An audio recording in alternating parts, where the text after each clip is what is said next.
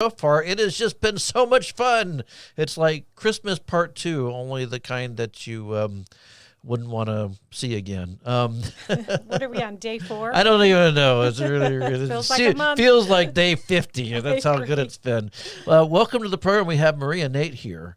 Thank you. Maria's a longtime friend, the spouse of our one of our senior policy fellows, Ron Nate. But now you have this new gig that you're doing. Why don't you talk a little about that? All I don't want right. to spoil all the fun. Okay. My official title is the Idaho Director for the State Freedom Caucus Network. Mm-hmm. So the way that it kind of works, is we all know that those of us that have been involved in politics for a long time, is that we have a governor who's full-time, and he's well-funded, and he's well-staffed. We have bureaucrats who run the woke agencies, and they are all full-time, and they're well-staffed, and they're well-funded. And then we have the lobbyists who are even more well-funded and well-staffed. And then we have our part-time citizen legislatures, and they are not funded, and they are not well-staffed. They have no help. And then we wonder why we don't get conservative wins. It's because the whole balance of power is shifted to the establishment and the bureaucrats. And then the legislators are left with very little help and support. And there's great groups like the Idaho Freedom Foundation and other groups that are working to help support the legislators and help them understand the bills.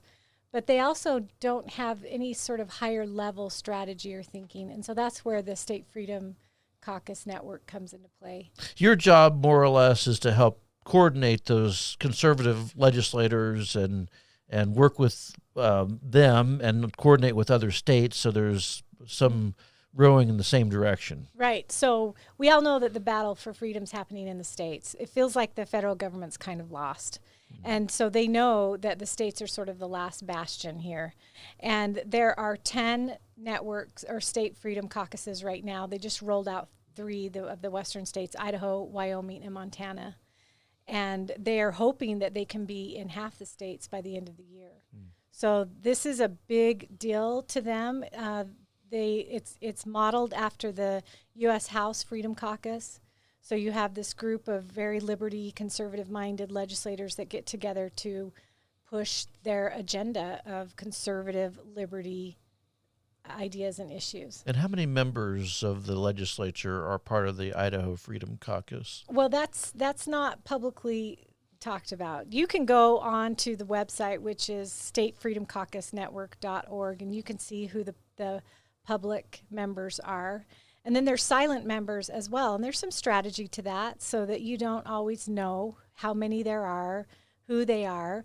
And some members just prefer to be silent but still row in the same direction. And so we don't talk about how many there are and who they are.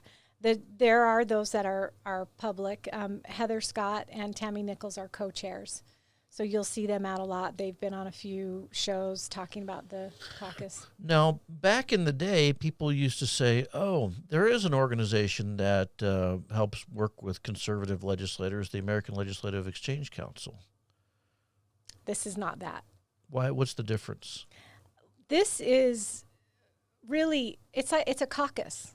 And so they get together, they strategize, they support each other. They don't leave each other hanging. They provide friendship, technical support, strategy support. I feel like ALEC is way more higher level than this. This is like boots on the ground with a connection to a national network that can help blow up issues if they need to, can help support in other ways, can provide some legitimacy as well. It's not just this ragtag group of legislators that have just loosely formed. Yeah.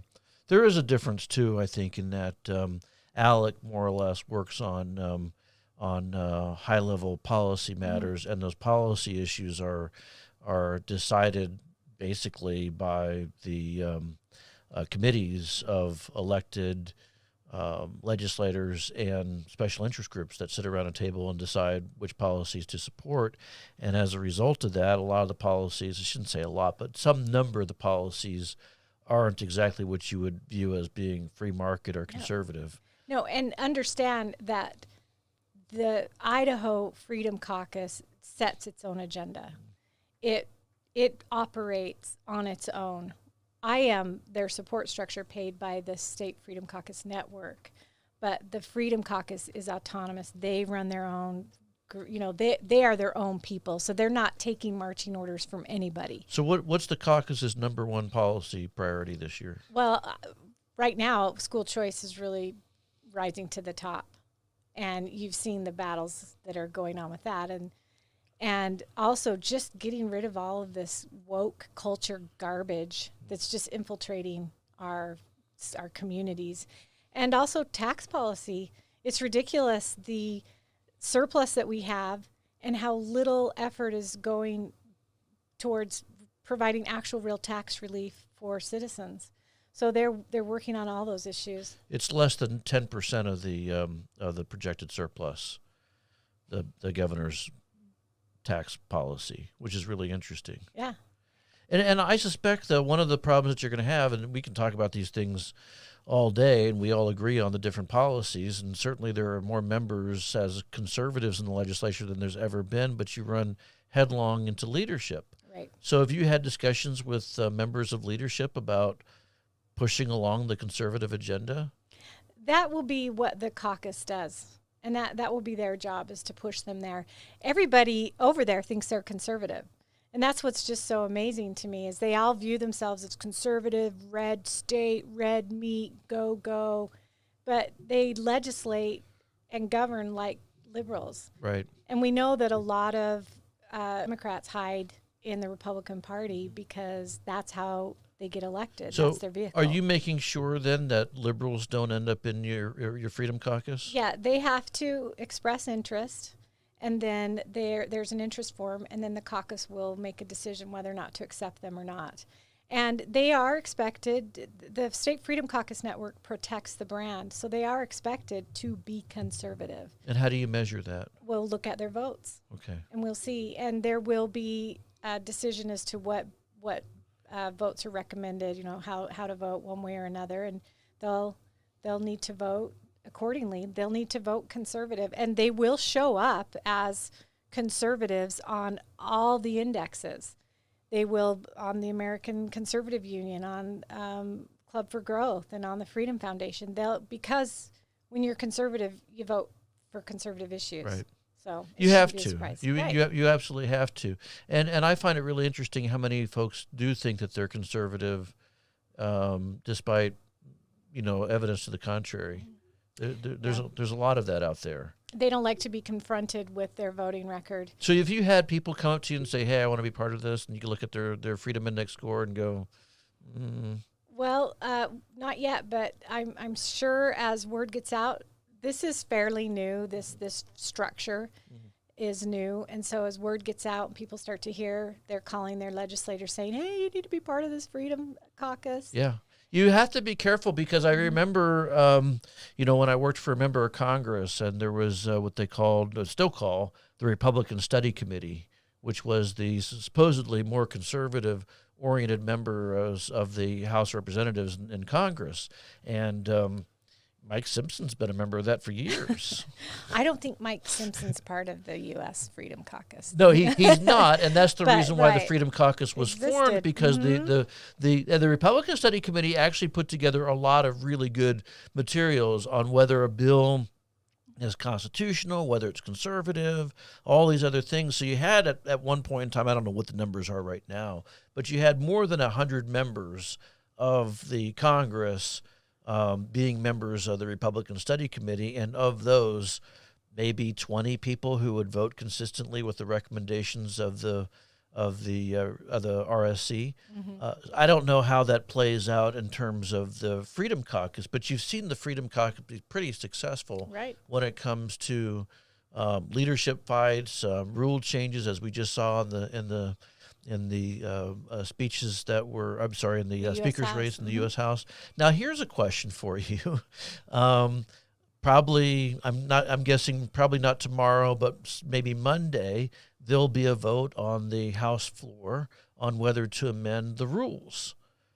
And the rule change basically makes it so that you cannot take personal bills and introduce them and and then expect to call them onto the floor if some committee chairman refuses to hear the legislation. They've changed the name into informational bills, and you only get 3 of them to introduce. So has the caucus taken a position on that piece of legislation? Well, from what I understand, that bill is still in flux as well. There's still people trying to add things to it or take things out of it. So they don't have the final bill yet. So they have a bill enough to send it to the second reading, and it's sitting on the calendar. When did that? No, I think they didn't send it to the second reading. I think that it's still under revision, and it's supposed to be introduced in State Affairs next week.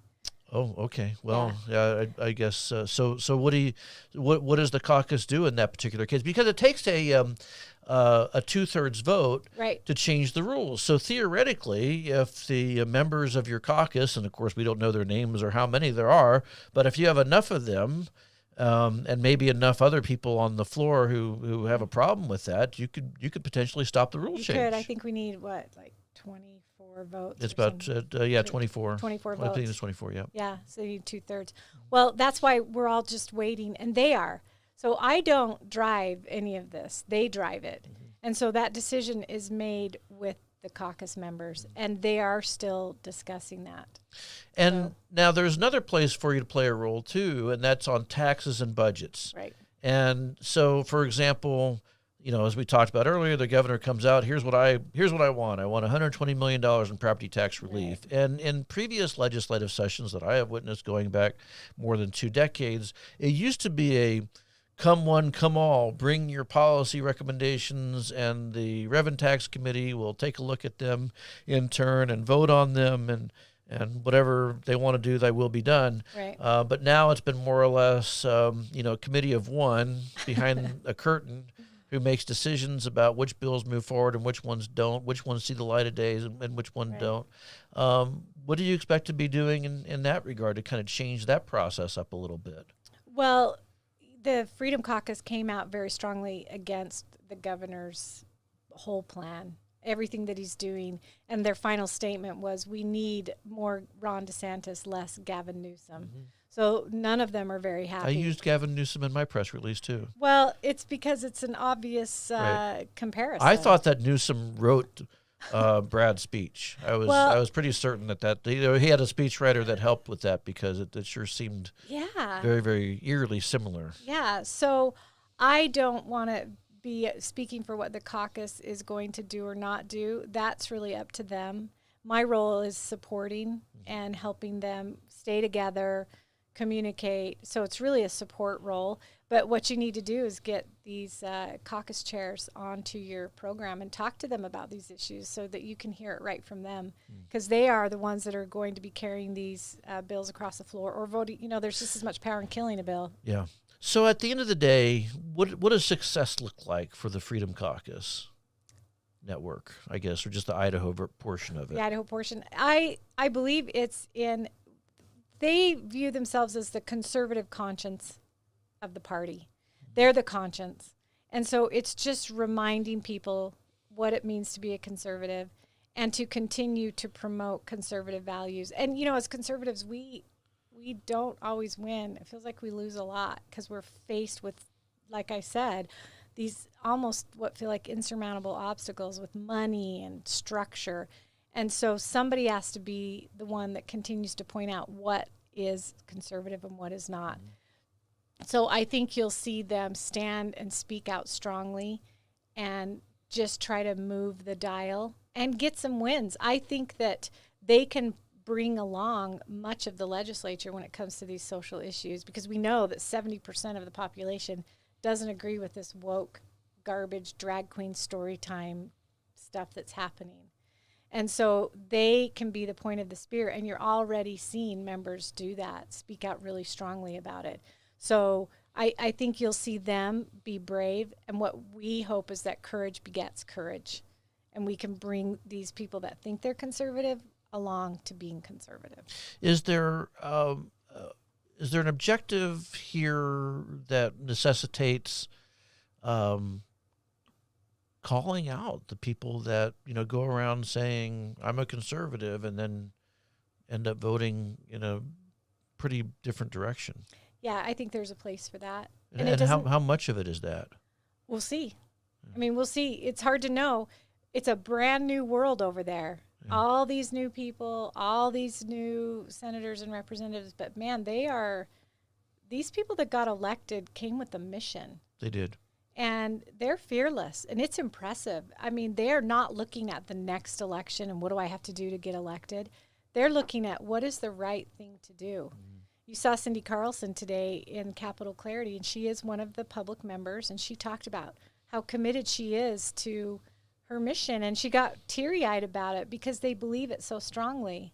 It's a very different place, and I have to say too, I've been in meetings with the members of the Senate who are conservative, freshmen, and House members who are conservative, and it's very different from anything that I've ever seen, where they are being very thoughtful about what their role is in this particular time and place. Yeah. And it's not about, the example I always give, the differentiator that I give is Rick Youngblood, state representative from Nampa, who, when he ran for the legislature, his campaign sign said, "Writing for the brand." That was his slogan. Writing for the brand. Well, that was Butch Otter's slogan. And that was Butch Otter's too. and what does that mean?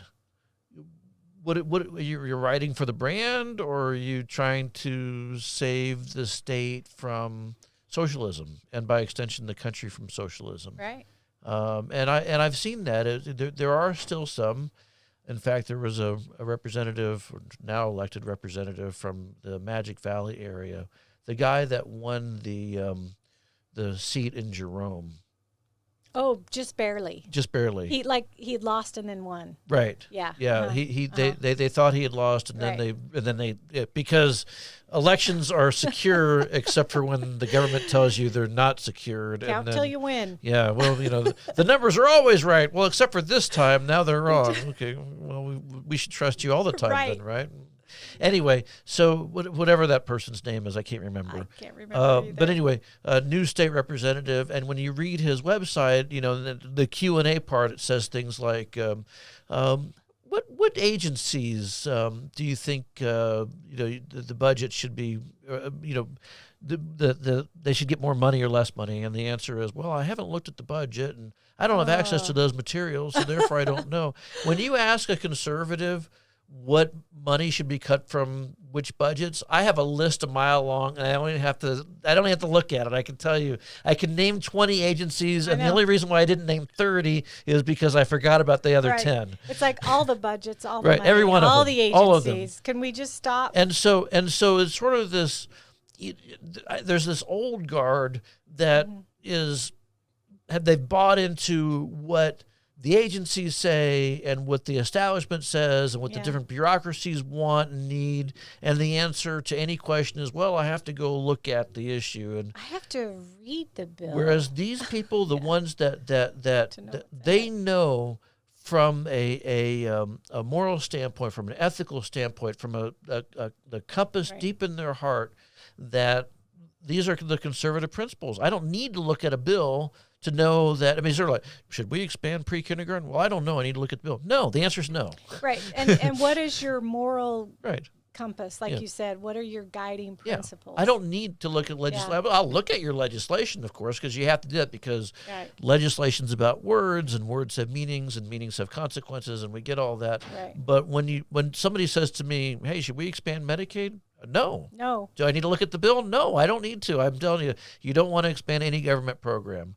Right. And the people that we talked to before the legislative session started, that these new members, to a person, they were committed to these values, and that gives me a lot of hope. Right, because they're voting on a set of principles. And if you just vote based on the last person that testified, or the loudest lobbyist that's whispering in your ear, then it's confusing. Yeah. And it's hard. And I know the pressure. I've been on both sides of this now. And I know the pressure that legislators face when they have a hard vote in front of them. But it's an easy vote when you're always voting on a set of principles. Yeah, I always say to folks, if you stand in the middle of the railroad tracks, you definitely get hit by the train. Sure. But I've seen these folks who equivocate. They're like, well, on one hand, blah blah blah, and on the other hand, blah blah blah, because they want to appease both sides. But then I don't know how a person can possibly keep track of all the different things they said to different people, the promises they made. I know, catches up to you. So if you just say, here are my principles, and you don't have to worry about what you said or didn't say, because it's always consistent. Right. And I love that. I know, and that's how it should be. And the other thing I noticed too is that people who get into office and then they're looking at the next election, and then they all of a sudden they go, oh my gosh, all of these people are looking at me now, and if I vote no on this, then I'm not going to get reelected. And as soon as they start thinking about the next election, then they're lost. That's absolutely right. Yeah, and you look at how many legislators we have currently who started off as stalwart conservatives. And do you know any legislator that has gotten more conservative over time? I've never met one. Well, let me think about that. Do you know of anybody who got more conservative over time? I'm trying to think. Maybe Ron Nate, but Ron started as conservative, and he so I never don't stopped. know. He never stopped. I don't think he became more No, conservative. he never changed. I'm trying to think if there's somebody out there that I'm just forgetting about who just became more conservative over time. And I just can't think of one. I can't think of one, and it's because the system is stacked up against them. Yeah. It is so hard to maintain. So how do you your prevent principles. that from happening? Well, if you create a caucus that gives you the support that you need so you don't feel alone, because one of the things that they do is they alienate, they segment you off, they bring you into the office and they say, oh, you don't want to end up like so-and-so if you want to be effective. Right. And they use all this sort of code language to make you feel like you've got to get along and don't disrupt the norm. We need to disrupt the norm. Yeah, it's really interesting, too, because there are always these legislators who'd come up to me and they'd say things like, well, Wayne, I agree with Ron, Nate, and Priscilla Giddings, but, I can't be seen as being aligned with them because, the people don't like them. Okay, so they're gone. They're no longer there. Right. And now some of these people who would say those things are in positions of power. What are they going to do? We'll see. We'll see. So it's like you don't have to worry about the Ron and Priscilla factor. Right. You are in a position of power. What's stopping you from being conservative? I and don't know. Maybe what's stopping you is you don't actually believe in the principles, or that you're afraid that they're afraid. Yeah. See, and I think that's what it comes down to. It's really hard to withstand the pressure that is applied on them from the governor, the leadership, the lobbyists. Well, especially when you show up there and you don't have a core position. When you show up and you're just, I'm a Republican. I got that much down. I know I'm supposed to be leaving limited government, but I also believe that government's supposed to serve some kind of role. Yeah. And what is limited government? Yeah. I mean, ask them to define that. What does limited government look like to you? Limited government apparently means that government is involved in everything, but as long as it doesn't own the businesses directly, then that's okay. Right. Or we'll take 47% of our budget from, we're approaching being a federal subsidiary. Yes. And is that limited government? Yeah. And so when you start to delve into that and ask these hard questions, it gets a little squirmy and they get uncomfortable. And one of the things I've also noticed being on the other side of it is the entire structure that is built around what happens in the Capitol and those 105 legislators. There are so many groups competing for their time and their interests.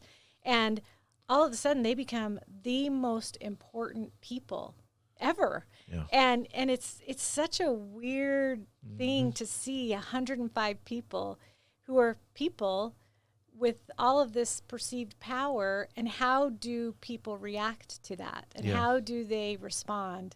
And so the caucus is built to keep them people and to remind them who they serve. How do you do that? I think you just do it with constant communication and constant support.